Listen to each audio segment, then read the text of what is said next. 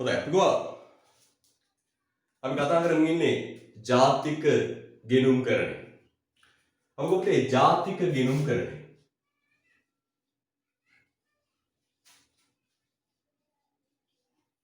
අපි ජාතික ගෙනුම්කරණය කියන්නේ මොකක්ද? සරල අදහස යම් කාල පරිච්ඡේදයක් තුල ජාතික ගෙනුම්කරණය කිව්වේ යම් කාල පරිච්ඡේදයක් තුල රටක නිෂ්පාදනය කරන සමස්ත භාණ්ඩ හා සේවාවල වටිනාකම ඇස්තමේන්තු කිරීමේ ක්‍රියාවලිය තමයි ජාතික ගෙනුම්කරණය. අපි ජාතික ගෙනුම්කරණය කියුවේ මොකක්ද? රටක යම් කාල පරිච්ඡේදයක් තුල 2019 1 ඉඳලා 2019 12:31 දක්වා ඔන්න ඔය කියන කාල පරිච්ඡේද ඇතුලේ මේ රටක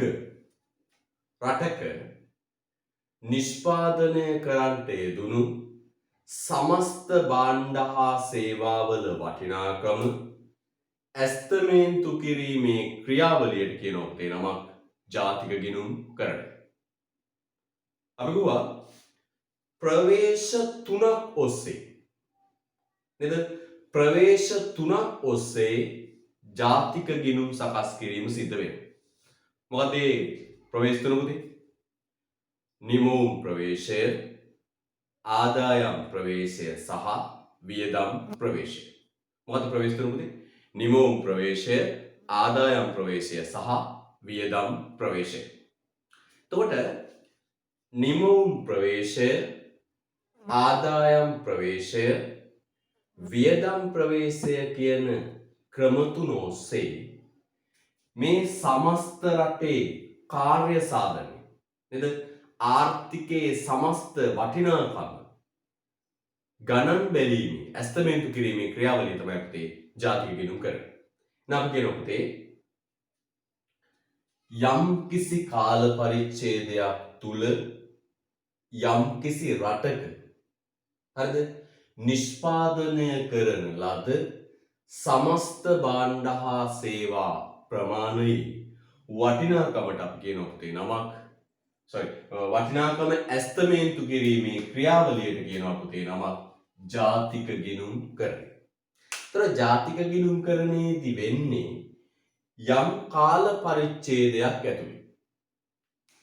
යම් කාල පරිච්ඡේදයක් ඇතුලේ රටක බිහිවන සමස්ත භාණ්ඩ හා සේවා ප්‍රමාණයේ වටිනාකම ඇස්තමේන්තු කරන එක. සරලව ගොත එකතු කරන එක. මේක ක්‍රම තුනක් ඔස්සේ සිදු වෙනවා. නිමවුම් ප්‍රවේශය, ආදායම් ප්‍රවේශය සහ වියදම් ප්‍රවේශය.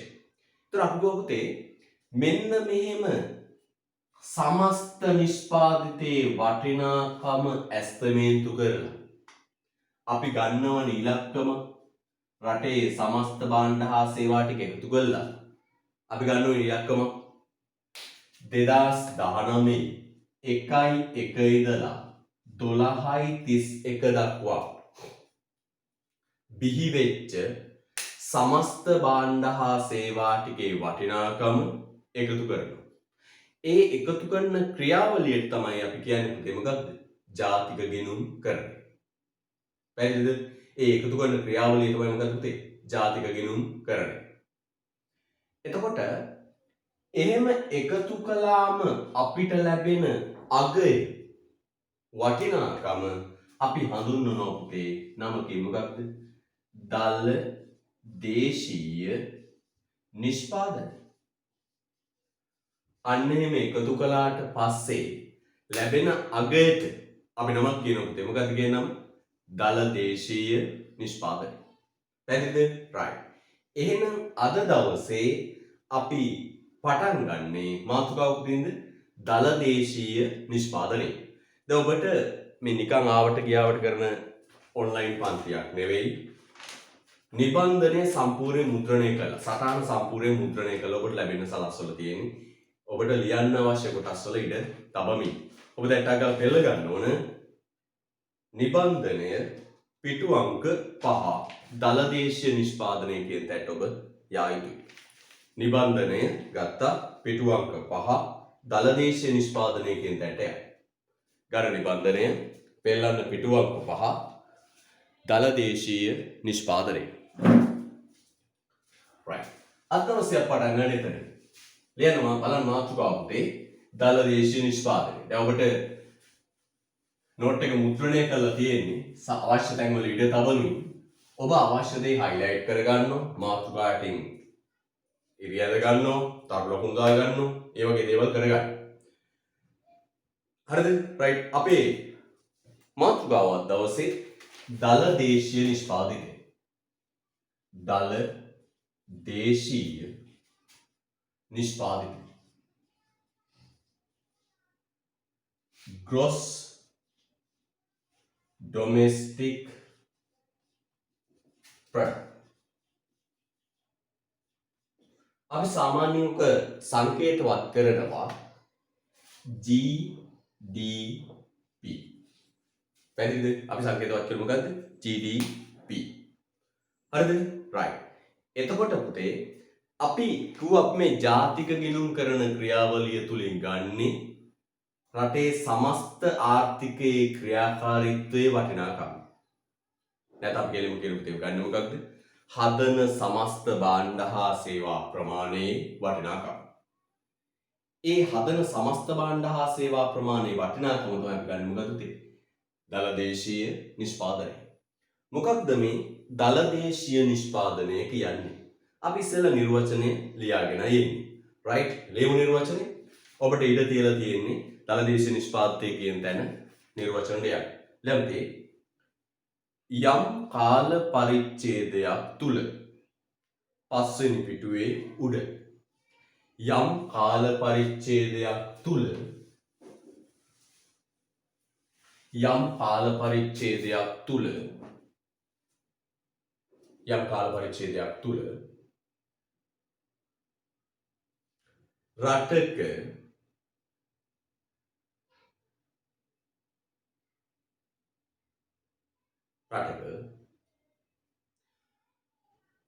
රට වෙන කරගත්තේ රටක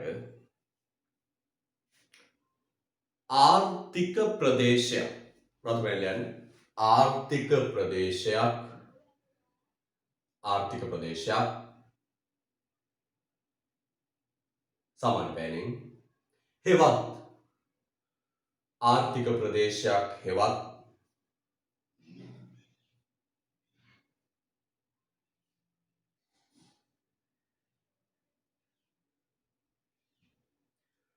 ආර්ථික කලාපයක් තුල ආර්ථික ප්‍රදේශයක් හෙවත් ආර්ථික කලාපයක් තුල සමාන පැන ආර්ථික ප්‍රදේශයක් හෙවත් ආර්ථික කලාපයක් තුල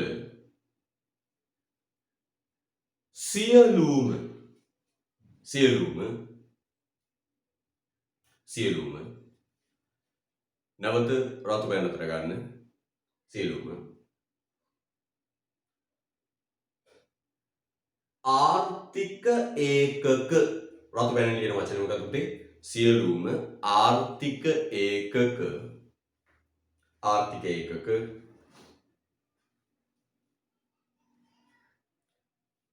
සමාන පැන විසින් නිෂ්පාදනය කරන ලද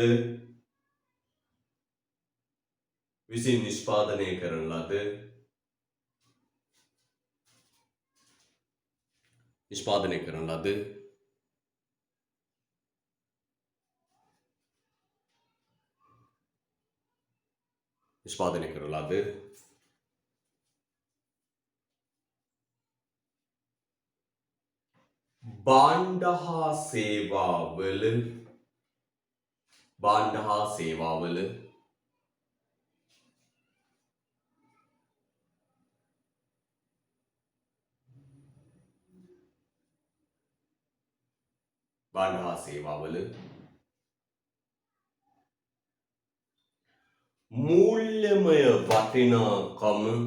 මූල්‍යමය වටිනාකම මූල්‍යමය වටිනාකම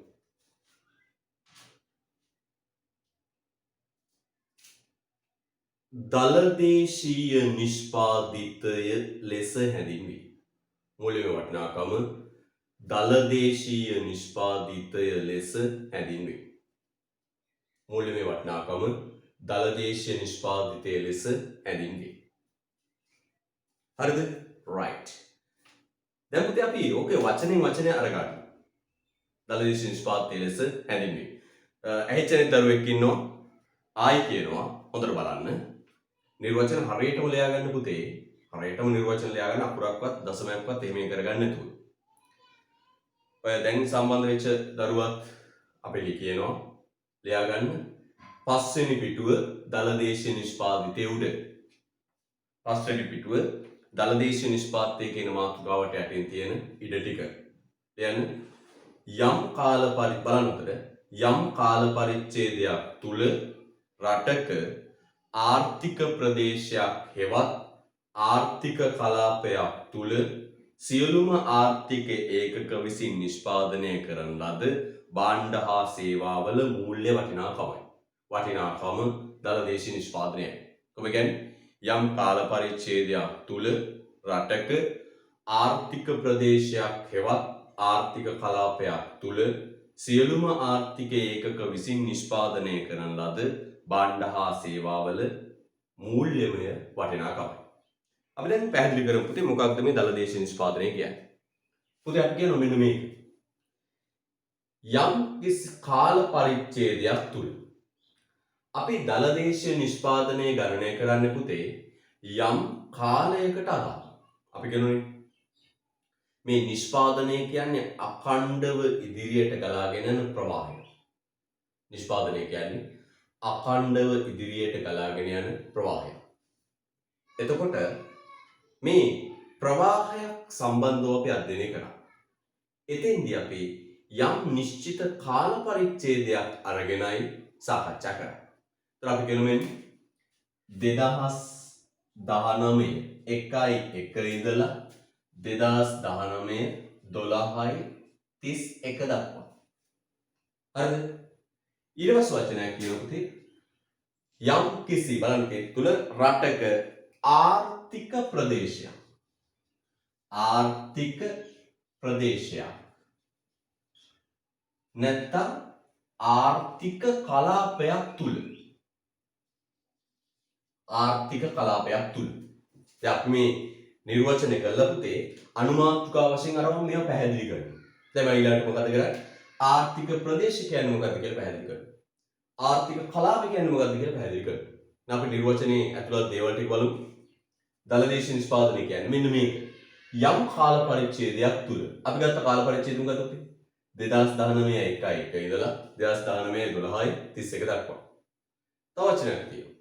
රටක ආර්ථික ප්‍රදේශයක් හෙවත් ආර්ථික කලාපයක් තුල අපේ රටේ ශ්‍රී ලංකාවේ ආර්ථික කලාපය හෙවත් ආර්ථික ප්‍රදේශය තුල ලංකාවට අයිති ආර්ථික කලාපය හෙවත් ආර්ථික ප්‍රදේශය තුල පැහැදිලිද? දැන් අපි ඊළඟට අනුමාත්‍රිකාවක් වශයෙන් අරගෙන තියෙනවා. පුතට පේනවා ආර්ථික ප්‍රදේශ කියන්නේ මොකක්ද? ආර්ථික කලාප කියන්නේ මොකක්ද කියලා පැහැදිලිව සාකච්ඡා කරනවා.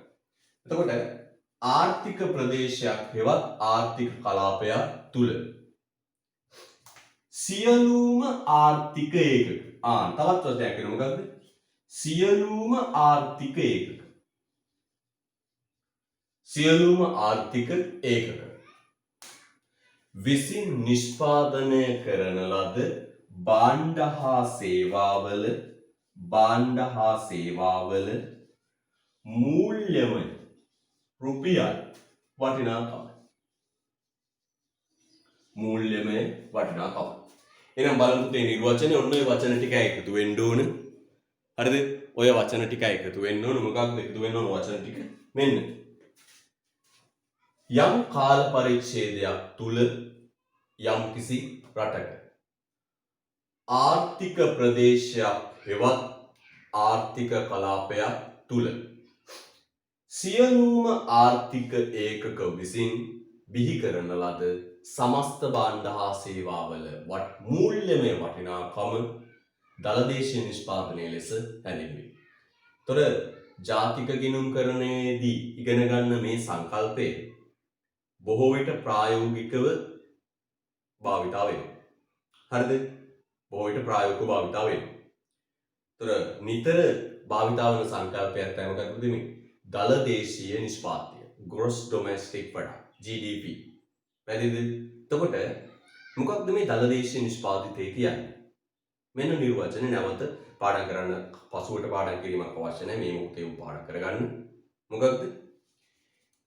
දළදේශීය නිෂ්පාදිතය යනු යම් කාල පරිච්ඡේදයක් තුල රටක ආර්ථික ප්‍රදේශය හෙවත් ආර්ථික කලාපය තුල වචනයක් අහුවෙන මොකක්ද? ආර්ථික ප්‍රදේශය ආර්ථික කලාපය. පැහැදිලිද? තුල ඉන්න අපේ රටේ ආර්ථික ප්‍රදේශ තුල ඉන්න අපේ රටේ ආර්ථික කලාපය තුල ඉන්න සියලුම ආර්ථික ඒකක විසින් නිෂ්පාදනය කරන ලද සමස්ත භාණ්ඩ හා සේවා ප්‍රමාණයේ මොන වටිනාකමද පුතේ? මූල්‍යමය රුපියල්මය වටිනාකමට කියන නම දළදේශීය නිෂ්පාදනය. එතකොට මේ දළදේශීය නිෂ්පාදනය හොයන ක්‍රියාවලිය තමයි ජාතික ගිණුම්කරණය. දළදේශීය නිෂ්පාදනය හොයන ක්‍රියාවලිය තමයි ජාතික ගිණුම්කරණය. පැහැදිලිද? රයිට්. දැන් පුතේ අපි නිර්වචන ලියමු. හැබැයි අපිට අවබෝධයක් තියෙන්න ඕන මෙන්න මේ වචන ගැන.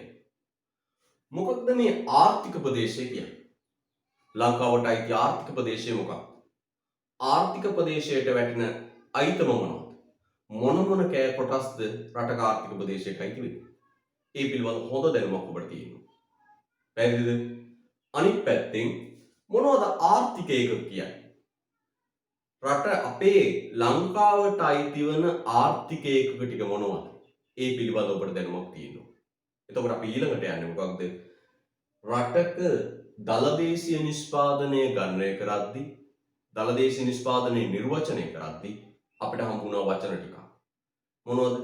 ආර්ථික ප්‍රදේශය, ආර්ථික කලාපය, ආර්ථික ඒකක, නේවාසිකයෝ ඔය වගේ වචන. ජාතික ගිණුම්කරණයේ මේ නියම නිර්වචනයට එන්න අපි මේක ඇතුළේ තියෙන මේ වචන ටික අර්ථ ගැන්විය යුතුයි. දැන් අපි ඊළඟට කරන්නේ මෙන්න මේවා ගන්න. මොකද ගන්න? ආර්ථික ප්‍රදේශ කියන්නේ මොකක්ද? කලාප කියන්නේ මොකක්ද? ආදී වශයෙන් වෙන වෙනම අරන් සාකච්ඡා කරනවා. ඔබට බලන්න තියෙනවා ඊට පස්සේ අනුමාත්‍රිකාවක් වශයෙන් අරන් මොකක්ද තියෙන්නේ? ආර්ථික ප්‍රදේශය නැත්නම් ආර්ථික කලාපය. දැන් අපි කතා කරන්නේ දළදේශීය නිෂ්පාදනයේ නිර්වචනය ඇතුළේ තියෙන වචන ටික වෙන වෙනම අරන් අර්ථකථනය කිරීමකුයි මේ කරන්න යන්නේ. ඔබට හොඳ අවබෝධයක් තියෙන්න ඕන ජාතික ගිණුම්කරණය පිළිබඳව. පැහැදිලිද? right. නිකන් උඩින් පල්ලෙන් මේක හරියන්නේ නැහැ. හොඳ අවබෝධය හැම වචනයක් පාසාම ඔබට නිර්වචනයක් තියෙන්න ඕන, අදහසක් තියෙන්න ඕන. අපි ගත්ත වචනේ මොකක්ද? ආර්ථික ප්‍රදේශය, ආර්ථික ප්‍රදේශය, ආර්ථික කලාපය. මොකක්ද මේ ආර්ථික ප්‍රදේශය ආර්ථික කලාපය කියන්නේ? අපි කියනකොට මෙන්න මේ කිසියම් රටක රජයක් විසින් government රජයක් විසින් ඍජුවම පාලනය කරන ප්‍රදේශය සහ එහි ඇතුළත් ආර්ථික ප්‍රදේශය ලෙස හැඳින්වේ. කොහොමද කියන්නේ? කිසියම් රටක රජයක් විසින් තොර ලංකාවේ රජය විසින් ඍජුවම පාලනය කෙරෙන ප්‍රදේශය සහ එහි ඇතුළත් දෑවලට කියන ඔබේ නම ආර්ථික කලාපය, ආර්ථික ප්‍රදේශය. එතකොට මොකක්ද මේ ආර්ථික කලාපය, ආර්ථික ප්‍රදේශය කියන්නේ? කිසියම් රටක රජයක් විසින් අපේ රටේ ආණ්ඩුව විසින් ඍජුවම පාලනය කරන ප්‍රදේශය හා එහි ඇතුළත් දේවල් වලට කියනවා පුතේ නම ආර්ථික ප්‍රදේශය. එහෙනම් මොකක්ද පුතේ? කිසියම් රටක රජයක් ඍජුවම පාලනය කරන ප්‍රදේශය හා එහි ඇතුළත් දේවල් ටිකට අපි නමක් කියනවා පුතේ මොකක්ද? ආර්ථික ප්‍රදේශය. අපි ලියමු ආර්ථික ප්‍රදේශය කලාපය කියන තැන යටින් තියෙනවා නිර්වචන ලියමු. රූල් 3ක් තියලා තියෙනවා. ලස්සනට ඔබට ඉඩ ප්‍රමාණ පෙළගස්සලා තියෙනවා. යන්නේ ආර්ථික ප්‍රදේශයක් යනුවෙන් ආර්ථික ප්‍රදේශයක් යනුවෙන් ආර්ථික ප්‍රදේශයක් යනුවෙන් ආර්ථික ප්‍රදේශයක් යනුවෙන්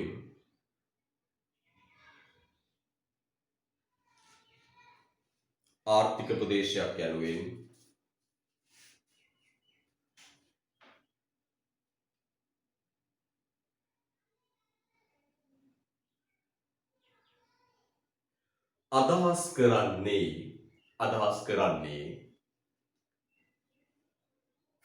අදහස් කරන්නේ රතු බැන්තර ගන්න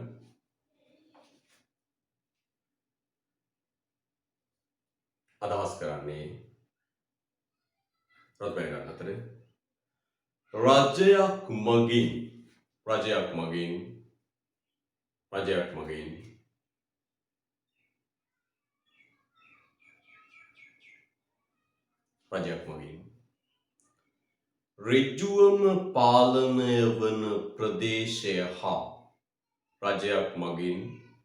ඍජුවම පාලනය වන ප්‍රදේශය හා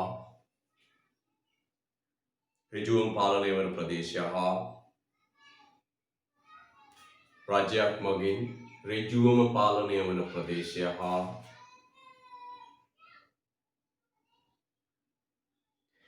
එහි ඇතුළත් දෑවේ රජයක් විසින් ඍජුවම පාලනය වන ප්‍රදේශය හා එහි ඇතුළත් දෑ වේ. හරිද? right. එහෙනම් මොකක්ද පුතේ ආර්ථික කලාපයක් කියන්නේ? ආර්ථික ප්‍රදේශයක් කියන්නේ? පාඩම් කරන නිර්වචන පසුකට කල් තියන්නේ නැතුව මොකද්ද? රජයක් විසින් ඍජුවම පාලනය වන ප්‍රදේශය හා එහි ඇතුළත් දෑ වේ. හරිද? right. යටින් අතුරු වාක්‍යයක් කියන මොකක්ද? බලන්න කියවන උතර. නැතොත් තනි ආණ්ඩුවක සඵල ආර්ථික පාලනයකට නතු පුද්ගලයන්ට භාණ්ඩවලට සහ ප්‍රාග්ධනයට නිදහසේ සංචලනය වේ හැකි භූගෝලීය ප්‍රදේශයයි. තොර අපේ රටේ පුද්ගලයන්ට භාණ්ඩවලට ප්‍රාග්ධනයට නිදහසේ සංචලනය වෙන්න පුළුවන් ප්‍රදේශයට කියනවා අපේ රටේ ආර්ථික ප්‍රදේශය. now අපේ රටේ ආර්ථික ප්‍රදේශය කියන්නේ මොකක්ද? තව විදිහකට කිව්වොත් අපේ රටේ පුද්ගලයන්ට අපේ රටේ භාණ්ඩවලට අපේ රටේ ප්‍රාග්ධනයට නිදහසේ සංචලනය වෙන්න පුළුවන්. එහෙ මෙහෙ යන්න පුළුවන් ප්‍රදේශයට කියනවා අපේ රටේ ආර්ථික ප්‍රදේශය. එතකොට අපේ රටේ මිනිස්සුන්ට භාණ්ඩවලට ප්‍රාග්ධනයට නිදහසේ එහෙ මේ සංචලනය වෙන්න පුළුවන් අපේ රටේ ආර්ථික ප්‍රදේශය තුල විතරයි. වෙනත් කිව්වොත් වෙනත් ආකාරයක කිව්වොත් අපේ රටේ රජය විසින් ඍජුවම පාලනය වෙන ප්‍රදේශය තුල විතරයි. පැහැදිලිද? right. පුතේ ආර්ථික ප්‍රදේශයට පහත දේවල් ඇතුළත් වේ. මෙන්න පුතේ ආර්ථික ප්‍රදේශයට ඇතුළත් වන දේ. ආර්ථික ප්‍රදේශයට කලාපයට ඇතුළත් වන දේ. වන දේ. පුතේ මතක තියාගන්න හොඳට. සමහර අය ගාව වැරදි මතයක් තියෙනවා මේ අපේ රටේ ආර්ථික ප්‍රදේශය කියන්නේ මෙන්න මේ භූමි ප්‍රමාණය විතරයි කියලා. සමහර අය හිතන්නේ මේ රටේ ආර්ථික ප්‍රදේශය කියන්නේ මේ රටේ භූමි ප්‍රමාණය විතරයි කියලා. එතන මේ වර්ග කිලෝමීටර් 65610 විතරයි කියලා හිතන්නේ. ඒක වැරදි. මතක තියාගන්න පුතේ අපේ ආර්ථික ප්‍රදේශය කියන එකට මෙන්න මේ කියන දේවල් ඇතුළත්. එක තමයි පුතේ අපේ රටේ භූමි ප්‍රදේශය. භූමි ප්‍රදේශය. ආර්ථික ප්‍රදේශයට අයිති වෙන පළවෙනි එක මොකක්ද? භූමි ප්‍රදේශය. දැන් සාමාන්‍ය රටකට නේද? අයිති භූමිය ප්‍රමාණයක් තියෙනවා. අපේ රට ගත්තම වර්ග කිලෝමීටර් 65610ක භූමි ප්‍රමාණයක් තියෙනවා. ඒ ටික අපේ රටේ ආර්ථික ප්‍රදේශයටයි. ඒ ටික තුල සිද්ධ වෙන භාණ්ඩ නිෂ්පාදන ටික අපේ රටයි. ඒක අපේ රටේ ආර්ථික ප්‍රදේශයටයි. දෙවෙනි එක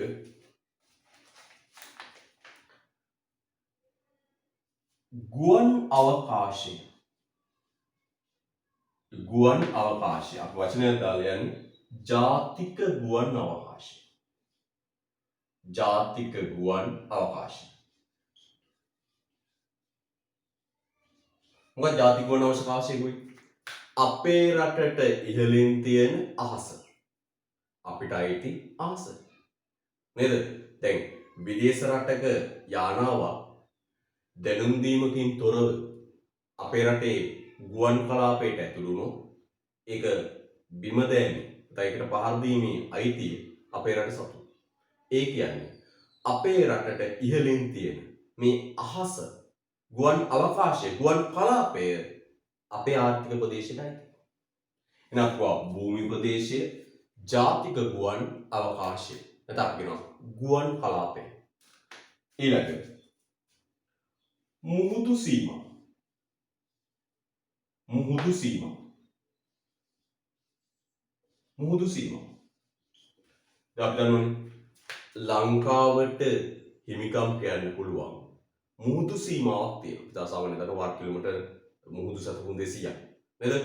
අපේ ලංකාව අවට තියෙන මේ ලංකාවට අයිති මුහුදු සීමාවක් අපේ රටේ ආර්ථික ප්‍රදේශයට අයිති. ඊට අපේ රටයි. ඊට පස්සේ තව තියෙනවා. එතෙර පිහිටි හමුදා මූලස්ථාන. හමුදා මූලස්ථාන අපිටයි. ඒතර බලන්න හොඳට පුතේ භූමි ප්‍රදේශයයිති ජාතික ආරක්ෂක ජාතික ගුවන් අවකාශයයිති මුහුදු සීමාවයිති එතෙර පිහිටි හමුදා මූලස්ථානයි. දැන් අපි තුමු අපේ රටේ හමුදා මූලස්ථානයක් පවත්වගෙන යනවා වෙනත් රටක. හරිද? දැන් අපේ රට නම් එහෙම නැහැ. මේ ඇමරිකාව වගේ ගත්තා පුතේ. ඇමරිකාවේ හමුදා මූලස්ථාන හරිද? හමුදා මූලස්ථාන ලෝකේ හැම රටේම තියෙනවා. ඒතර මේ හමුදා මූලස්ථාන වල අයිතිය තියෙන කාටද? ඇමරිකාවට. ඒතර අපේ රට සතුවත් ලෝකේ වෙනත් රටක හමුදා මූලස්ථාන තියෙනවා. හමුදා කඳවුරු තියෙනවා නම් ඒවා පාලනය වෙන්නේ ශ්‍රී ලංකා රජයමයි. ඒවත් ඇටෙනවා අපේ ආර්ථික ප්‍රදේශයට. ඊට පස්සේ එතර පිහිටි තානාපති කාර්ය. තානාපති කාර්ය. උදාහරණයක් ලංකාවට අයිති තානාපති කාර්යාල කොන්සල් කාර්යාල වෙනත් රටවල් වල තියෙනවා. ඒතර ඒ තානාපති කාර්යාල පාලනය වෙන්නේ ශ්‍රී ලංකා රජයමයි. අනේ තානාපති කාර්යාල අපේ රටේ ආර්ථික ප්‍රදේශයට අයිති. හරිද? right. එහෙනම් කියනම ගත්තොත් අපේ රටේ ආර්ථික ප්‍රදේශයට අයිති වෙන දේවල් මොනවද? මෙන්න අයිති වෙන දේවල්. එක භූමි ප්‍රදේශය.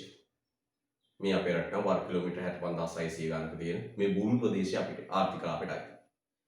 ජාතික ගුවන් අවකාශය. ඒ කියන්නේ මේ අහස අපේ රටට ඉහළින් තියෙන මේ අහසත් අයිති. ඊට පස්සේ මුහුදු සීමා. අපේ රටට අයිති. අපි දන්නවනේ අපේ රටට අයිති මුහුදු සීමාවක් තියෙනවා. සමන් ලංකාවේ මුහුදු සතුන් 200ක් මගේ මතකයේ ඇටියට ලංකාවේ රජයට අයිති. නේද? අර විදේශ දීවරයෝ, ඉන්දියානු දීවරයෝ මේ සීමාව පැන ගම මොකද කරන්නේ? අත්අඩංගුවට ගන්න. ඇයි? ඒ සීමාව අපේ රටට අයිති මුහුදු. එහෙනම් මේ අපේ රටට අයිති මුහුදු සීමාවත් අපේ රටේ ආර්ථික ප්‍රදේශයට අයිති. අනිත් පැත්තෙන් ඊළඟට එතර පිහිටි හමුදා මූලස්ථාන.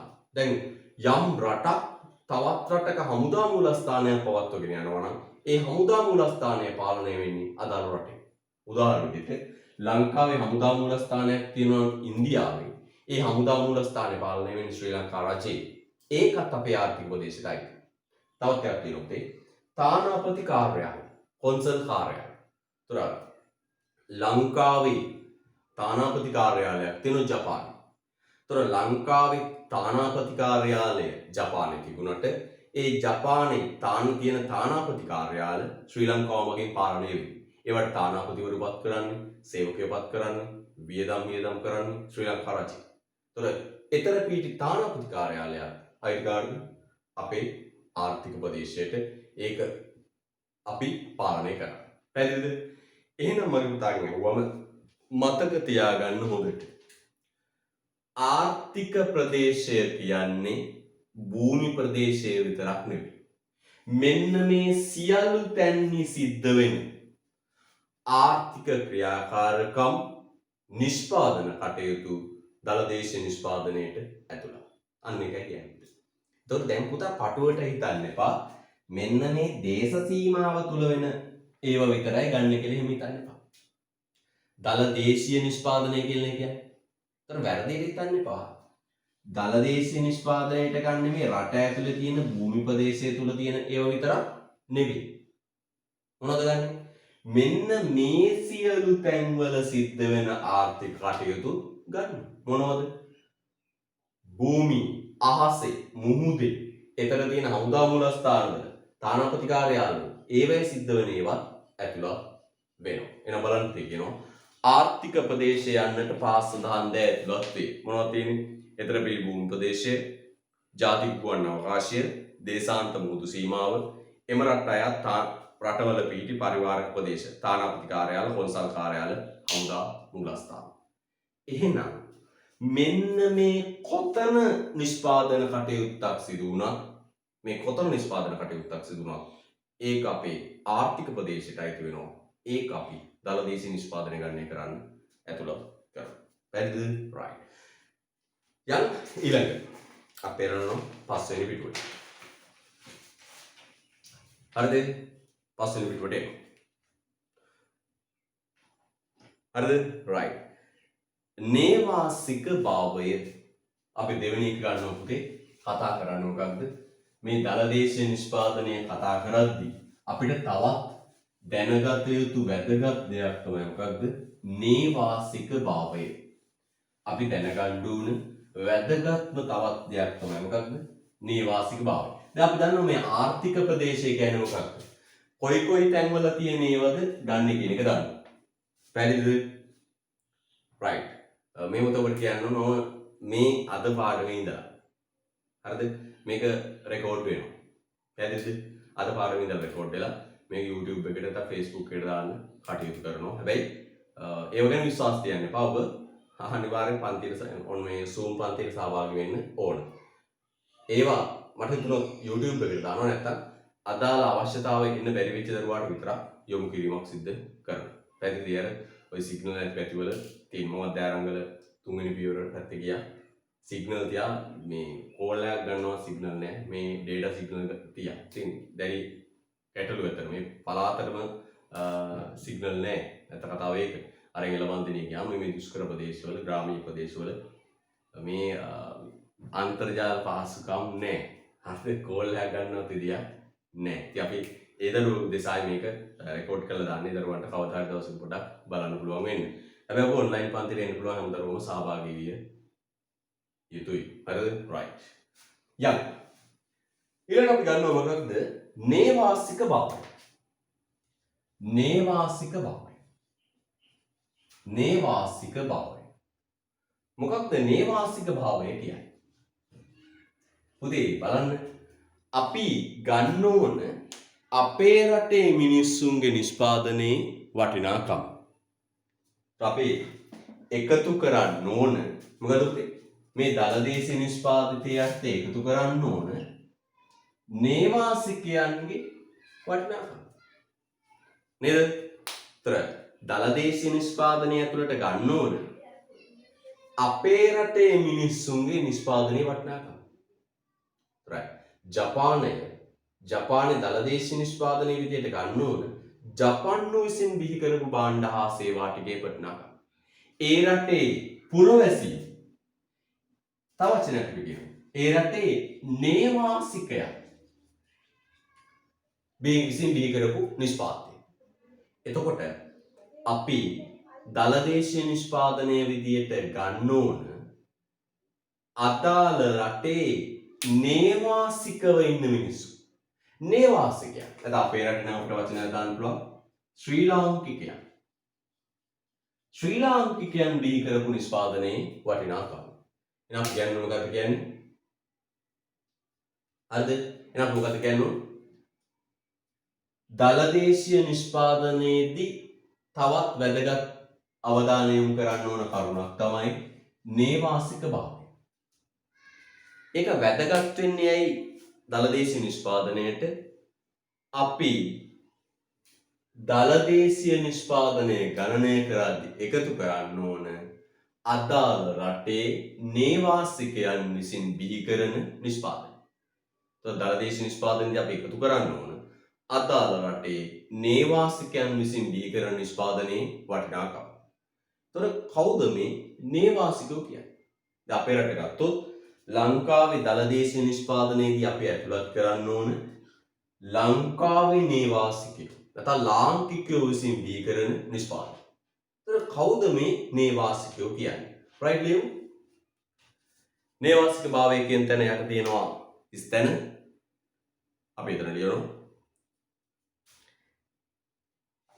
කිසියම් ආර්ථික ප්‍රදේශයක් හෙවත් කිසියම් ආර්ථික ප්‍රදේශයක් හෙවත්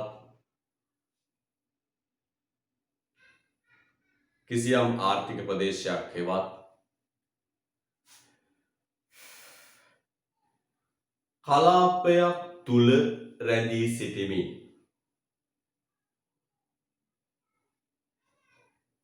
රැඳී සිටිමින් කිසියම් ආර්ථික ප්‍රදේශයක් හෙවත් කලාපයක් තුල රැඳී සිටිමින්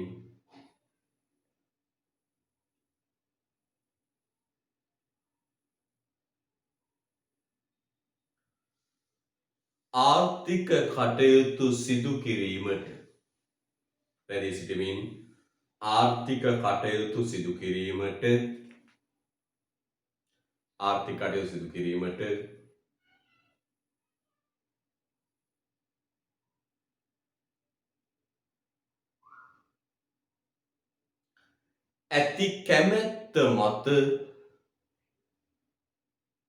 ඇති කැමැත්ත මත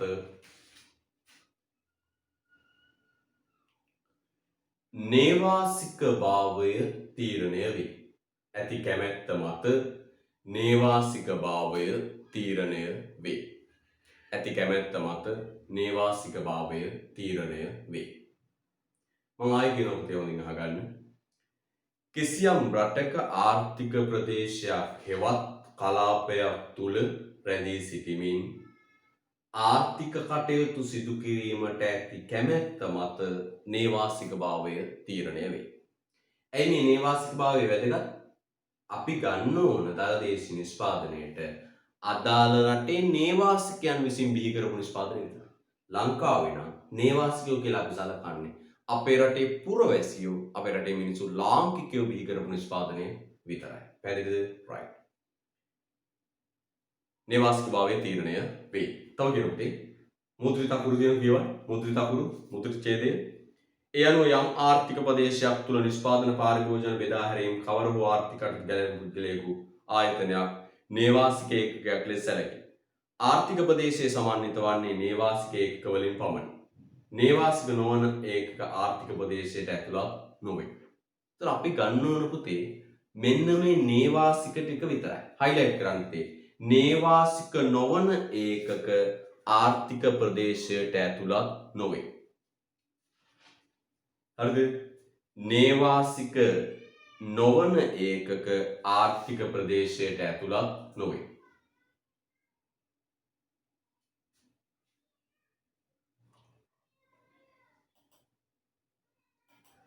හරිද? රයිට්. එහෙනම් පුතේ දලදේශීය නිෂ්පාදනයට අපි ගන්න ඕන මොනෝ විතරේ පුතේ? නේවාසිකයන් විසින් බිහි කරන ටික විතරයි. අදාළ රටේ පුරවැසියෝ නේවාසිකව බිහි කරන ටික විතරයි. දැන් ඒතර ප්‍රශ්නයක් තියෙනවා. දැන් මේ ගෝලීයකරණය ඇතුලේ විශ්ව ගම්මානකරණය ඇතුලේ මේ මුළු ලෝකෙම එකම ගමක් බවට පත් වෙලා තියෙනවා. නේද? මේ කොරෝනා වසංගතයත් එක්ක පොඩි බාධාවන් ආවට මුළු ලෝකෙම එකම ගමක්, එකම කලාපයක්, එකම ගමක් බවට පත් වෙලා තියෙනවා. අපි ඔකට කියනවා ගෝලීයකරණය, විශ්වකරණය, ජගත්කරණය, ග්ලෝබලයිසේෂන් කියලා කියනවා. එතකොට හරි ගැටලු සහගතයි. අපේ රටට අයිති ආර්ථිකයේ එකක ටික අඳුරගන්න එක හරි ගැටලු සහගතයි. අපේ රටට අයිති නේවාසිකයෝ ටික අඳුරගන්න එක හරි ගැටලු සහගතයි. විදේශිකයෝ ඇවිල්ලා අපේ රටේ නිෂ්පාදන කටයුතු කරනවා. අපේ අය විදේශවල ගිහින් නිෂ්පාදන කටයුතු කරනවා. අපේ රටෙන් යන අයට ඒ රටවල් වල පුරවැසිභාවය දෙනවා. දැන් අපේ රටෙන් කෙනෙක් ඒ රටට ගියාම ඒ රටේ පුරවැසිභාවය දෙනවා. ඒතකොට තවදුරටත් එයා අපේ රටේ පුද්ගලයෙක් නෙවෙයි. එයා ඒ රටේ පුද්ගලයෙක්. පැහැදිලිද? ඒතර ලොකු අරුබුදයක් තියෙනවා මේ අපේ රටේ නේවාසිකයෝ ටික කවුද කියන එක අඳුරගන්න. පැහැදිලිද? අන්න පුතේ අපි එනවා මෙන්න නේවාසික යන්නට අයිති වන දේවල්. ඒතර බලන්න පුතේ මේ ලෝකෙ මික්ස් වෙලා තියෙන අපේ රටේ අය වෙන රටවල් වල විදේශිකයෝ අපේ රටේ නේද? අපි ගියාම අපේ රට බලන්න විදේශීය සමාගම් විදේශී ජාතිකයෝ ඕන තරම් නිෂ්පාදන කටයුතු කරනවා. විදේශිකයෝ අපේ රටේ ඇවිල්ලා රැකිරක්ෂා කරනවා. ඒක අනිත් පැත්ත. අපේ රටේ අය විදේශ රටවල් වල ගිහින් නිෂ්පාදන කටයුතු කරනවා. අපේ රටේ අය කෙටි කාලෙට විදේශ යනවා. දිගු කාලෙට විදේශගත වෙනවා. සමහර අයට ඒ ගිහිපු රටවල් වල පුරවැසිභාවය හම්බෙලා. ඒතකොට තවදුරටත් ඒ අය අපේ රටේ මිනිස්සු නෙවෙයි.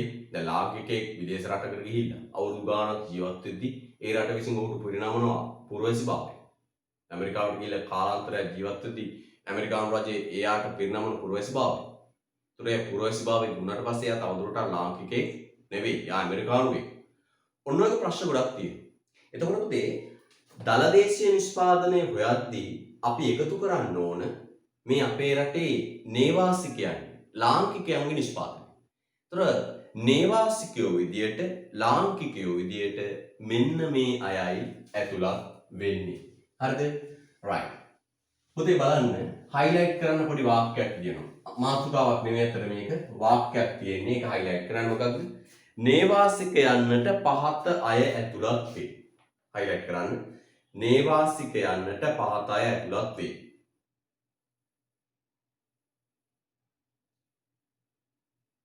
හරිද? ඇතුළත් වේ.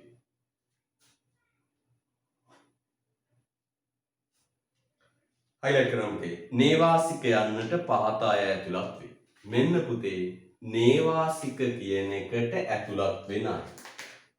මෙන්න මේ අය තමයි අපේ රටේ නේවාසිකයන් විදියට ගන්න. මොකක් විදියට? නේවාසිකයන් විදියට ගන්න. ඒතර දලදේශීය නිෂ්පාදනයට ඇතුළත් කරන්නේ මෙන්න මේ අය බිහි කරන නිෂ්පාදනය. එහෙනම් දැන් මම ලිය මුද්‍රණය කරලා තියෙන ඇත්තටම සෙට් එකක් කියනවා. මේ සෙට් එක තමයි පුතේ අපේ රටේ නේවාසිකයෝ විදියට සලකන්නේ.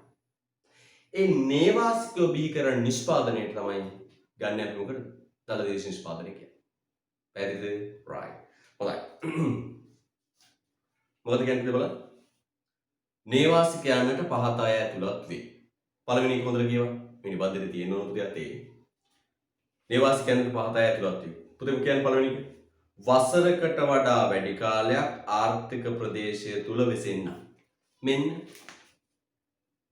මෙන්න ඇතුළත් වෙන කට්ටිය. අවුරුදු 1කට වැඩියෙන් ලංකාවේ ඇතුලේ වාසය කරනවා නම් අන්නේ අපි සලකනවා මොකක්ද කියලාද? නේවාසිකෙක් විදිහට. පළවෙනි කවුද දෙන? හොඳට අවධාරණය කරගන්න. වසරකට වඩා වැඩි කාලයක් ආර්ථික ප්‍රදේශය තුල වෙසෙන්න. මම කියන්නේ අපේ ආර්ථික ප්‍රදේශයට මම දැන් කියනවා. මතක වර්ධනය කරන්න. මොනවද පුතේ අපේ ආර්ථික ප්‍රදේශයට වැටෙන්නේ? භූමි ප්‍රදේශය, ගුවන් අවකාශය, මුහුදු සීමාව, මුහුදු ප්‍රදේශය, තානාපති කාර්යාල, ඊතර පීටි හමුදා මූලස්ථාන. ඔන්න ඔය කොහේ හරි තැනක අවුරුද්දකට වඩා වැඩි කාලයක් ඉන්නවා. අපේ රටේ රජය විසින් පාලනය වන ප්‍රදේශය තුල වසරකට වඩා වැඩි කාලයක් තුල ආර්ථික ප්‍රදේශය තුල ඉන්නවා නම් එයා සලකනවා අපි මොකක් විදියටද? නේවාසිකයෙක් විදියට. හරිද? right. ඔබට තර්ක තියෙන්න පුළුවන්. අපි ඒව ගැන පසුවට කතා කරමු. 2 වසරකට වඩා අඩු කාලයක් විදේශ සේවයේ නිරත වන්න. හොඳට මතක තියාගන්න. වසරකට වඩා වැඩි කාලයක් රට ගිහිල්ලා අවුරුදු එකකට වඩා අඩුවෙන් හිටියොත් එයත් අපි සලකනවා අපේ රටේ මොකෙක් විදියටද? නේවාසිකෙක් විදියට. මිනිස්සෙක් රට ගියා අවුරුදු එකකට වඩා අඩු කාලයක්. මාස 6කට රට ගියා. රස්සාවක් කරන්න ගියා අවුරුද්දකට වඩා අඩු කාලයක්. අපේ රටේ මිනිස්සු විදේශගත වෙලා අවුරුද්දකට වඩා අඩු කාලයකට විදේශගත වෙලා රැකියාවක් කළොත් එයත් තව දුරටත් අපේ රටේ ලාංකිකයෙක් විදියට නේවාසිකයෙක් විදියට සලකනවා. එයාගේ නිෂ්පාදනය දලදේශීය නිෂ්පාදනයට එකතු කරනවා. ඒ කරුණු දෙකක් කොහොමද බලන්න පුතේ? මේ අමාරු පාඩමක් තේරුම් ගන්න ඕනද නේද? රයිට් එහෙනම් මොකද පුතේ? නේවාසිකයෝ විදියට ලාංකිකයෝ විදියට සලකලා ශ්‍රී ලංකාවේ දලදේශීය නිෂ්පාදනයට ඇතුළත් කරන්නේ මෙන්න මේ අය. පළවෙනි කවුද? අවුරුදු එකකට වඩා වැඩි කාලයක් ආර්ථික ප්‍රදේශය තුල ඉන්න අය. මම මුලින්ම පුතේ ආර්ථික ප්‍රදේශ නිර්වචනය කළා. ඔබට මතකයි. 2 අපේ රටේ කෙනෙක් රැකියාවකට යනවා නම් අවුරුද්දකට වඩා අඩු කාලයක්. දැන් කොහොමද කියන්නේ? ශ්‍රී ලාංකිකයෙක් අවුරුද්දකට වඩා අඩු කාලයකට විදේශගත වෙනවා නම් අන්න එයත් අපි සලකනවා මොකද කියලාද? මේ ශ්‍රී ලාංකික නේවාසිකයෙක් විදියට. හැබැයි අවුරුද්දකට වඩා අඩු කාලයක්. 3 වසරකට වඩා අඩු කාලයක් විදේශයක ජීවත් වන හෝ සේවය කරන නිලධාරීන්, ව්‍යාපාරිකයන්, සංචාරකයන්, කලාකරුවන්. ඔතෙන් වසරකට වඩා අඩු කාලයක් විදේශයක ජීවත් වන හෝ සේවය කරන නිලධාරීන්, සංචාරකයන්, කලාකරුවන්. තොර අවුරුද්දකට වඩා අඩු කාලයක් විදේශගත වෙලා ඉඳගෙන කවුද? ජීවත් වෙන්න පුළුවන්. ජීවත් වෙනවා වෙන්න පුළුවන්. අවුරුද්දකට වඩා අඩු කාලයකට කලා කටයුත්තකට ගිහිල්ලා වෙන්න පුළුවන්. කලා වැඩවලට යනවා නේද? කලා කටයුතු වලට යනවා. ඊට පස්සේ අවුරුද්දකට වඩා අඩු කාලයක් සංචාරක කටයුත්ත කර වෙන්න පුළුවන්. ගිහිල්ලා. අවුරුද්දකට වඩා අඩු කාලයක් සේවය කරන නිලධාරීන් වෙන්න පුළුවන්. මොනවා හරි නිල කටයුත්තක් කරන කෙනෙක් වෙන්න. ඒවත් නේවාසික විදිහට සලකනවා. අවුරුද්දකට වඩා අඩු කාලයක් පැහැදිලිව මතක තියාගන්න සීමාව මොකක්ද? අවුරුද්දකට වඩා අඩු. අවුරුද්දකට වඩා අඩු කාලයක් විදේශවල ජීවත් වෙන මිනිස්සු. විදේශ අවුරුද්දකට වඩා අඩු කාලයකට කලා කටයුතු වලට ගිහින් ඉන්නේ. දැන් අපි දන්නවා ඔය ලංකාවේ සංගීත කණ්ඩායම් මෙහෙම විදේශ රටවල් වල ගිහලා විදේශ සංචාර සිදු කරනවා සති ගණන් මාස ගණන්. ඒ අය ඊට පස්සේ විදේශ සංචාර වලට යනවා. ටුවර් යනවා. ඒ සංචාර වලට ගිහපු අය. ඒ වගේම විදේශ රටවල අවුරුද්දකට වඩා අඩු කාලයක් සේවය කරන නිලධාරීන්. ඒ ඔක්කොම අයිති වෙන්නේ කොහොමද? අපේ රටේ ආර්ථික ප්‍රදේශ. අපේ රටේ නේවාසික විදියට සලකනවා. ඊළඟ ගුවන් යානා නැව් හෝ වෙනත් යානාවල සේවය කරන කාර්ය මණ්ඩල. මෙන්න ඊළඟ එක නේ කවුරුත් නේවාසිකේ නැව්වල සේවය කරන අය. අපි නැව්වල සේවය කරන අපි දන්නවනේ මාස ගණන් මුහුදේ ඉන්නේ. ඒ අය ගුවන් යානාවල සේවය කරන අය. ඒ අය අපේ රටයි. ඒ අය නේවාසික විදිහට සලකනවා. එහෙනම් අපේ රටේ මිනිස්සේ කොහේ හරි නැවක වැඩ කරනවා. කොහේ හරි ගුවන් යානයක වැඩ කරනවා ලෝකේ. ඒ අය පුතේ අපේ රටේ නේවාසික විදිහට අපි සලකනවා. ඒ අය බිහි කරන නිෂ්පාදනය දලදේශීය නිෂ්පාදනයේ විදිහට ඇතුළත් කරනවා. ඊළඟ අධ්‍යයන කාල පරාසය කවරක් වුවත් විදේශ රටවල අධ්‍යාපනය හදාරනයි. එහෙනම් මතක තියාගන්න පුතේ මොකක්ද? අධ්‍යයන කාල පරාසය කුමක් වුවත් අවුරුදු කීයකට රට ගියත් ශිෂ්‍යයා අපේ රටේ නේවාසික විදිහට සලකනවා. හැබැයි හොඳට මතක තියාගන්න. අවුරුද්දකට වඩා වැඩි කාලයකට රස්සාවකට ගියොත් ඒ අය නේවාසිකයෝ විදිහට සලකන්නේ. ජාතික ගිණුම් කරණයේදී අපේ රටේ මිනිස්සු කොටසට අයිති කියලා සලකන්නේ. බලන්න වෙනස. අවුරුද්දකට වඩා වැඩි කාලයක විදේශ රටකට ගියොත් ඒ අය අපේ රටේ නේවාසිකයෝ විදිහට සලකන්නේ. එහෙනම් අවුරුදු 5කට කොරියාවට යන අයියා අපේ රටේ නේවාසිකෙක් විදිහට අපි සලකන්නේ. දැන් තේරුණාද? දැන් ඔය ඇක්සන්ට් එක අයියයි කොහොමද මේ අය අපේ රටේ ඉන්න හොඳ වැඩේ මේ ලාංකිකෙක් නේ එහෙම ඔයා කියන තර්කයක් කරගෙන ඉන්නේ. ජාතික ගිණුම් කරණයේදී වසරකට වඩා වැඩි කාලයකට රට ගියොත් එයා තවදුරටත් නේවාසිකෙක් විදිහට සලකන්නේ. හැබැයි අතුරු කොන්දේසියක් තියෙනවා. අධ්‍යයන කාල පරාසය කුමක් වුවත් අවුරුද්දක් වෙන්න පුළුවන්, අවුරුදු 2-3ක් වෙන්න පුළුවන්, අවුරුදු 5-10ක් වෙන්න පුළුවන්. අධ්‍යයන කටයුත්තකට විදේශගත වුණොත් එයා කොච්චර කාලයක් විදේශගත වෙලා ඉඳියත් නේවාසිකයෙක් විදිහට තවදුරටත් සලකනවා. ඊළඟ ආර්ථික ප්‍රදේශය තුල පිහිටි තානාපති කාර්යාල. ඒක නම් ගන්න කොනේ. තානාපති කාර්යාලවල ඉන්න අය. අවසාන වශයෙන් කියනොත් ආර්ථික ප්‍රදේශය තුල පිහිටි ජාත්‍යන්තර හා බහුජාතික ආයතනවල සේවය කරන ස්වදේශිකයන්. ජාත්‍යන්තර බහුජාතික සමාගම්වල බහුජාතික සමාගම්වල ඉන්න අය. එහෙනම් අපි කිව්වා මේ දලදේශීය නිෂ්පාදිතය හා සම්බන්ධ සංකල්ප ටික අපි මේ සාකච්ඡා කරා.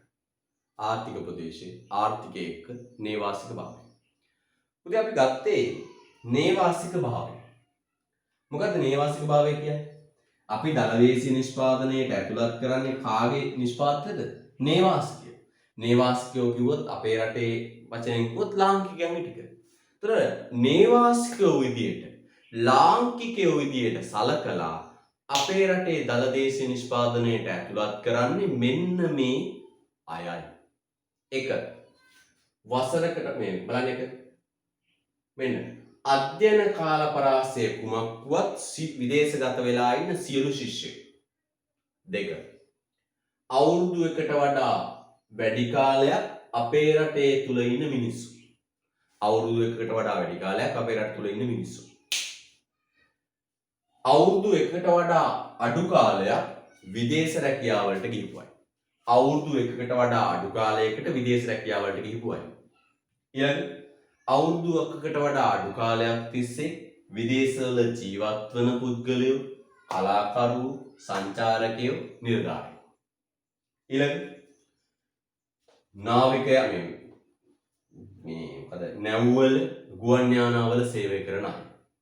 ඊට පස්සේ කිව්වා විදේශ තානාපති කාර්යාලවල සේවය කරන අය. තව එකක් කිව්වා විදේශ බහුජාතික සමාගම් වල සේවය කරන අය. හරිද? right.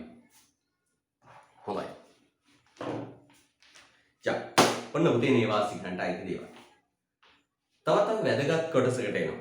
කියවන්න නිර්වචනේ. බෙල්ලන්න දලදේශීය නිෂ්පාදන නිර්වචනේ. දලදේශීය නිෂ්පාදන නිර්වචන බෙල්ලන්න. වචනයක් තවත් හයිලයිට් කරපු එකක් තියෙනවා. මොකද්ද? ආර්ථික ඒකක. නේද? right. අපි ඊළඟට පැහැදිලි කරන්න ගන්නවා පුතේ මොකක්ද? ආර්ථික ඒකක. ආර්ථික ඒකක.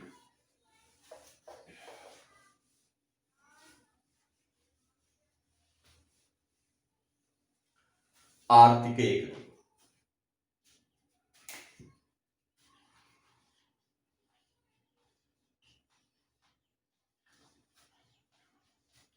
ආර්ථික ඒකක. හරිද? තව ලියන්න පුළුවන්. ආර්ථික ඒකක තව කියන්න පුළුවන් ආර්ථික අංශ කියලා කියන්න පුළුවන්. ඒතර අපි බලනවා පුතේ අපේ රටේ දලදේශීය නිෂ්පාදනයට ඇතුළත් වන ආර්ථික ඒකක මොනවාද? අපේ රටේ දලදේශීය නිෂ්පාදනයට ඇතුළත් වන ආර්ථික ඒකක මොනවාද? හරිද? right. මෙන්න ආර්ථික ඒකක කියන එක. මොකද තේින්න ගන්න අපේ රටේ දලදේශීය නිෂ්පාදනයට ඇතුළත් වන මොනවද ආර්ථික ඒකක? අපේ රටේ ආර්ථික ප්‍රදේශය තුල ඉන්න ආර්ථික ඒකක මොනවද? වාක්‍ය ක්‍රියාගෙන පුතේ 7 වෙනි පිටුවේ උඩ ආර්ථික ඒකක කියන තැන රූල් පහක් තියලා තියෙනවා. හරි ලියමු. ආර්ථික ඒකකයක් හෙවත් ආර්ථික ඒකකයක් හෙවත් ආර්ථික ඒකකයක් හෙවත්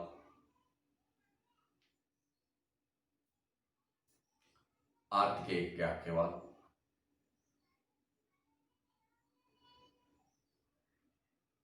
ආයතනික ඒකකයක් ආර්ථික ඒකකයක් හෙවත් ආයතනික ඒකකයක්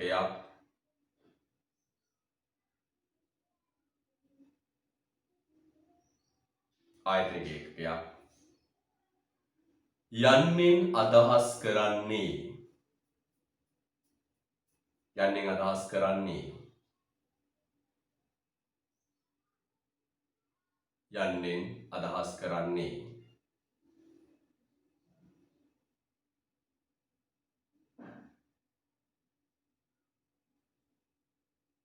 අදහස් කරන්නේ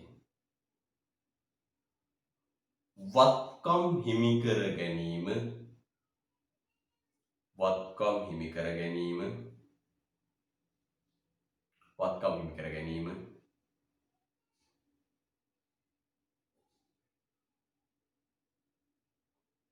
වගකීම් දැරීම වත්කම් හිමි කර ගැනීම වගකීම් දැරීම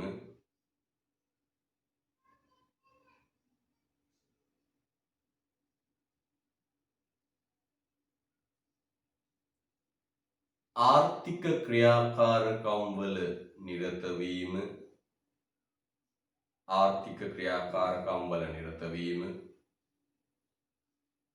ආර්ථික ක්‍රියාකාරකම් වල නිරත වීම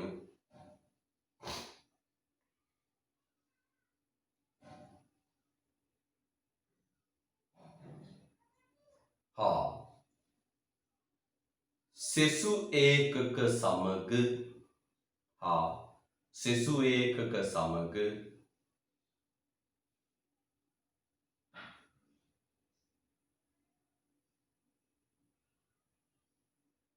ගනුදෙනු වලට සෙසු ඒකක සමග ගනුදෙනු වලට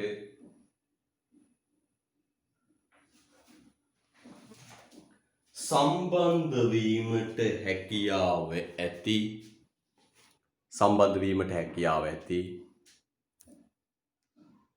සම්බන්ධ වීමට හැකියාව ඇති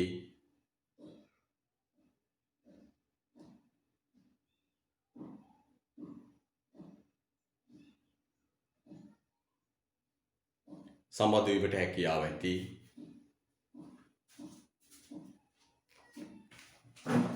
සම්බන්ධ වීමට හැකියාව ඇති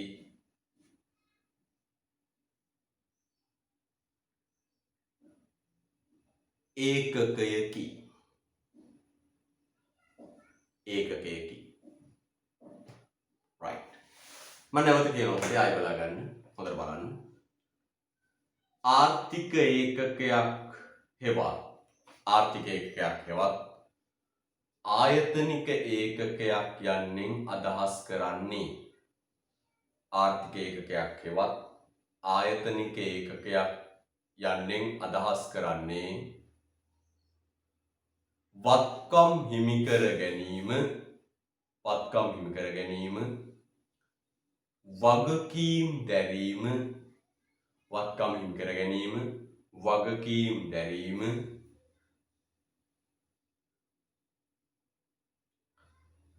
ආර්ථික ක්‍රියාකාරකම් වල නිරත වීම ආර්ථික ක්‍රියාකාරකම් වල නිරත වීම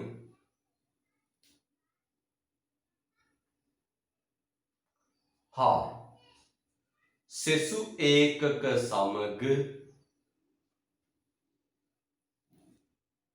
සෙසු ඒකක සමග ගනුදෙනු වලට සෙසු ඒකක සමග ගනුදෙනු වලට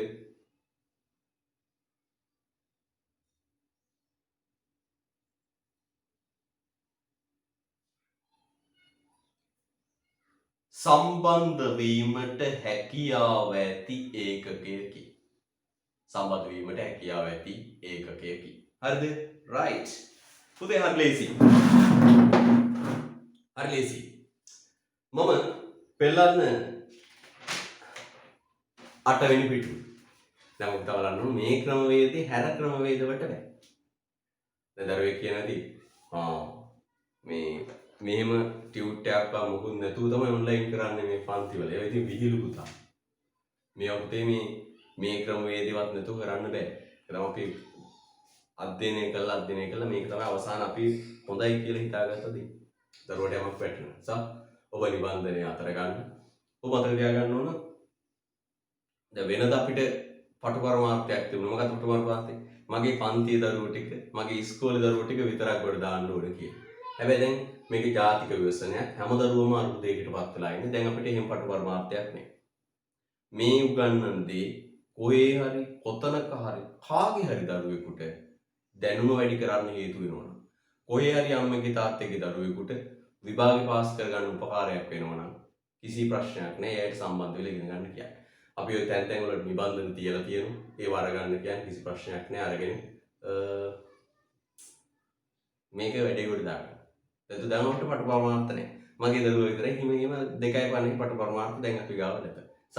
ඔබට පුළුවන් යාළුවෙකුට කතා කරන්න. දැන් අපි අද මම කිව්වා වගේ ඈත් පළාත්වලට ගියාම පුතේ හරි දුෂ්කරයි. මේ දරුවන්ගේ ගම් කිව්වම දරුවෝ මේ chat කරනවා එක කතන්දර කිය. ඇත්ත කතාව ඉතින් ඩොටේ තමයි. ඉතින් මුකුට අප්‍රදේශ නේද? අද්දකොඩේ. එහෙම දරුවෝ එකතු කරගන්න. ඔබේ පුටුවෙන් භාගයක් දීලා කොරෝනා නැති කියලා එකෙක් හොයා කොරෝනා සම්බන්ධ ප්‍රශ්න තියෙනවද? දීලා කොහොම හරි සහාය දෙන්න. මේ වීඩියෝ එකක් බලන්න උදව් කරන්න. කොහොම හරි කවුරුත් එක්ක සාමූහිකව යන ගමනක් බවට පත් කරගන්න.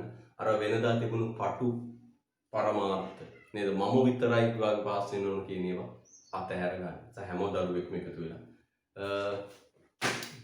යන්නට ඕන. හරිද? right. යන්න. ඊට පස්සේ එන්න පුතේ 8 වෙනි පිටුවට. මෙන්න ආර්ථික ඒකක ටික තියෙනවා. මෙන්න ආර්ථික ඒකක ටික තියෙනවා.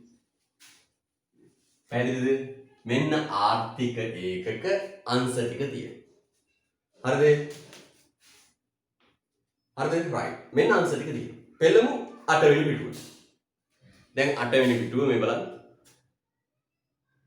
ඉලා පැහැදිලිව මුද්‍රණය කරලා තියෙනවා. දැන් අපි බලමු මොනවද? අපේ රටේ ඉන්න නේවාසික ආර්ථික ඒකක. ටක් ගාලා උඩ තියෙනවා 8 වෙනි පිටුවේ නේවාසික ආර්ථික ඒකක කියන තැන ලස්සන තරු දෙකක් දාලා දෙපැත්තෙන් highlight කරා. හරිද? right. නේවාසික ආර්ථික ඒකක කියන එක ළඟ දෙපැත්තෙන් තරු දෙකක් දාලා. මොකද මේ පළවෙනි නේවාසික ආර්ථික ඒකකය මෙන්න මූල්‍ය නොවන සංස්ථා. පළවෙනි මොකද්ද? මූල්‍ය නොවන සංස්ථා. අපි කෙටි නමක් කියලා තියෙන මොකක්ද? non financial companies. හරිද? non financial companies. මූල්‍ය නොවන සංස්ථා.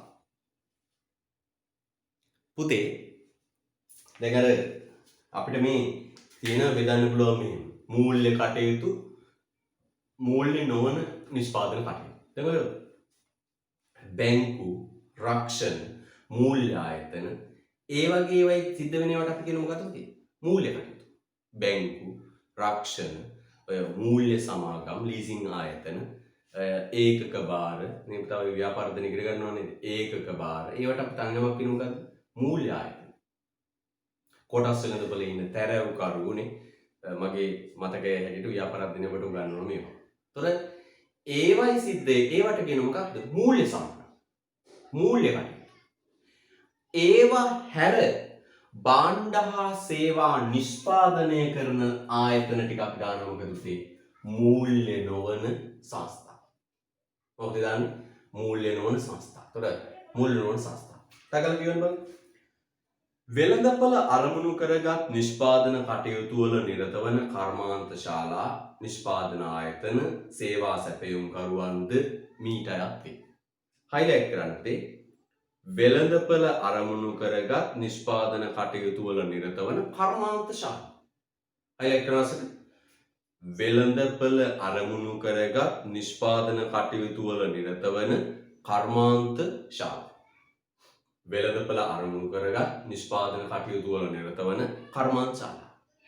එතකොට පුතේ වෙළඳපළට දාන්න භාණ්ඩ හා සේවා නිෂ්පාදනය කරන කර්මාන්ත ශාලාවට අපි කියනවා පළවෙනි ආර්ථික ඒකකය මූල්‍ය නොවන සංස්ථා. right දෙකේ නෝ පුතේ මූල්‍ය සංස්ථා දැන් පැහැදිලි මූල්‍ය සංස්ථා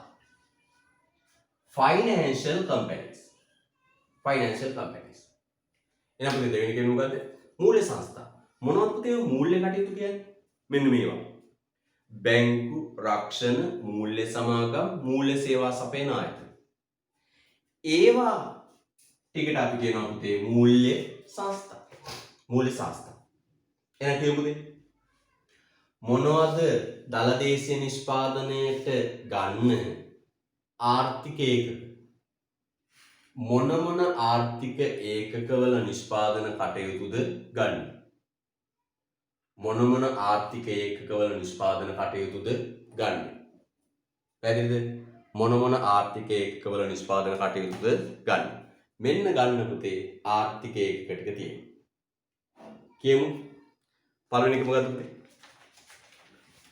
මූල්‍ය නොවන සංස්ථා මොන මූල්‍ය නොවන සංස්ථාවද වෙළඳපළට දාන්න භාණ්ඩ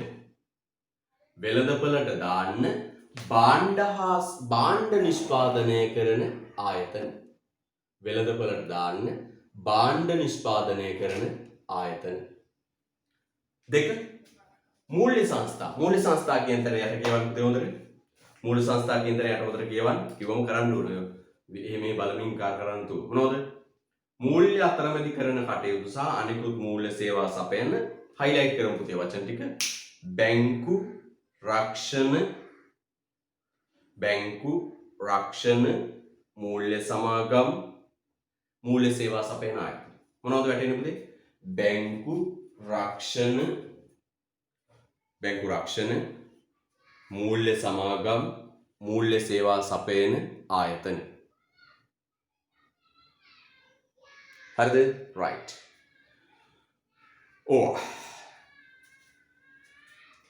ඊළඟට පුතේ අපි ගන්නවා රජය ඊළඟ ආර්ථික ඒකකේ තමයි පුතේ මොකක්ද රජය දැන් පුතේ මතක තියාගන්න ඕන මෙතන පුතේ අපි රජයත් ආර්ථික ඒකකයක් විදිහට ගන්න තුන රජය government රජය government GG රජය ඔය කෙටි ලකුණුත් ආගෙන රජය පුතේ මතක තියාගන්න ඕන රජය කියන්නේ කෑලි තුනක එකතුවක් මධ්‍යම රජය පළාත් සභා සහ පළාත් පාලන ආයතන නේද මධ්‍යම රජය පළාත් සභා සහ පළාත් පාලන ආයතන එහෙනම් අපි කියන මොකද්ද පුතේ පොඩි සද්ද දෙනවා ගණන් ගන්න එපා ගුරු ගුරුලා සද්ද දෙනවා ගණන් ගන්න එපා හරිද රයිට් මොකද වෙන්නේ එතකොට රජය කියන්නේ මෙන්න මේ කෑල්ල මොකද්ද මධ්‍යම රජය පළාත් සභා සහ පළාත් පාලන ආයතන ඔය ඔක්කොගේම එකතුවට තමයි අපි කියන්නේ මොකක්ද මොකද කියන්නේ රජය විදිහට සලකනවා ඊළඟ ගෘහ ඒකක තියෙනවා 4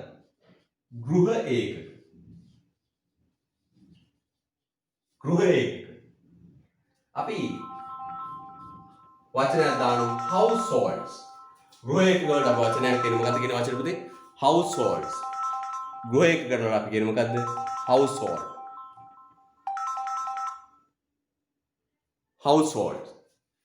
household කියන්නේ මොකද්ද පුතේ ගෘහ ඒකක නේ කුටුම්බ තියෙනවා පවුල් ඒකක තියෙනවා ඔය ගෘහ ඒකක. අපි සාමාන්‍යයෙන් හඳුනන්නේ මොකක්ද පුතේ? ගෘහ ඒකක. ගෘහ ඒකක තියෙනවා. පවුල් ඒකක තියෙනවා. ඊළඟ පුතේ තව තියෙනවා මෙන්න මේක. පස්වෙනි එක.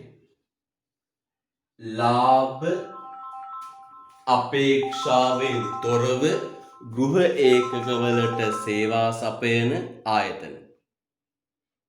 ලාභ අපේක්ෂාවෙන් තොරව ගෘහ ඒකකවලට සේවා සපයන ආයතන. හරිද? ලාභ අපේක්ෂාවෙන් තොරව ගෘහ ඒකකවලට සේවා සපයන ආයතන. මෙන්න ලාභ අපේක්ෂාවෙන් තොරව ගෘහ ඒකකවලට